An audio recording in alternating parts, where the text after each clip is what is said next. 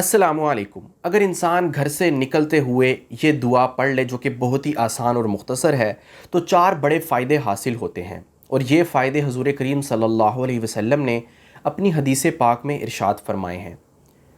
مرد حضرات تو تقریباً روز ہی گھر سے باہر نکلتے ہیں، خواتین بھی کسی نہ کسی ضرورت کے تحت گھر سے باہر نکل جاتی ہیں۔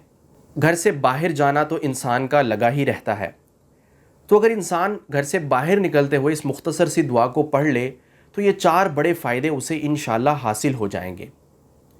پہلا فائدہ کیا ہے؟ جب انسان یہ دعا پڑھتا ہے تو اس سے کہا جاتا ہے ہدیتا، تجھے ہدایت دی گئی، یعنی وہ جس بھی کام جس بھی مقصد کے لیے گھر سے نکل رہا ہے تو اللہ تعالیٰ اس کی رہنمائی فرماتے ہیں، پھر وہ کام انشاءاللہ غلط نہیں ہوگا کیونکہ اللہ کی مدد و نصرت اس کے ساتھ ہوگی۔ دوسرا فائدہ جو اسے دیا جاتا ہے وہ کہا جاتا ہے کفیتا، یعنی اللہ تعالیٰ اس شخص کو کافی ہو جاتے ہیں، اس کے ہر کام میں، جس بھی کام اور مقصد کے لیے وہ جا رہا ہے اللہ کی ذات اس کے ہر کام میں اس کے لیے کافی ہو جاتی ہے، پھر وہ کسی اور کا محتاج نہیں رہتا، پھر اسے کسی اور انسان کی، کسی مخلوق کی ضرورت نہیں ہوتی، اللہ تعالیٰ ہی اس کے لیے کافی اور وافی ہو جاتے ہیں۔ اور تیسرا فائدہ جو حاصل ہوتا ہے وہ یہ ہے کہ اسے کہا جاتا ہے وقیتا، کہ تجھے بچا لیا گیا، یعنی انسان گھر سے نکلتے ہوئے جب یہ دعا پڑھتا ہے تو اسے حادثات سے، پریشانیوں سے، مصیبتوں سے، آفات سے بچا لیا جاتا ہے۔ اس لیے اس دعا کو گھر سے نکلتے ہوئے لازمی پڑھا کریں تاکہ آپ ہر قسم کے حادثے، مصیبت، آفت سے بچے رہیں۔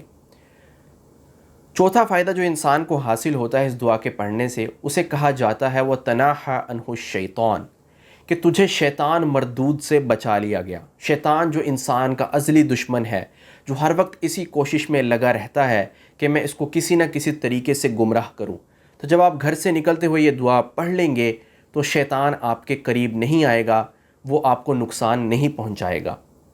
تو اس دعا کو گھر سے نکلتے ہوئے پڑھ لیا کریں تو آپ کو انشاءاللہ یہ 4 بڑے فائدے حاصل ہوں گے۔ اور وہ دعا کیا ہے؟ بسم اللہ توکلت علی اللہ لا حول ولا قوة الا باللہ۔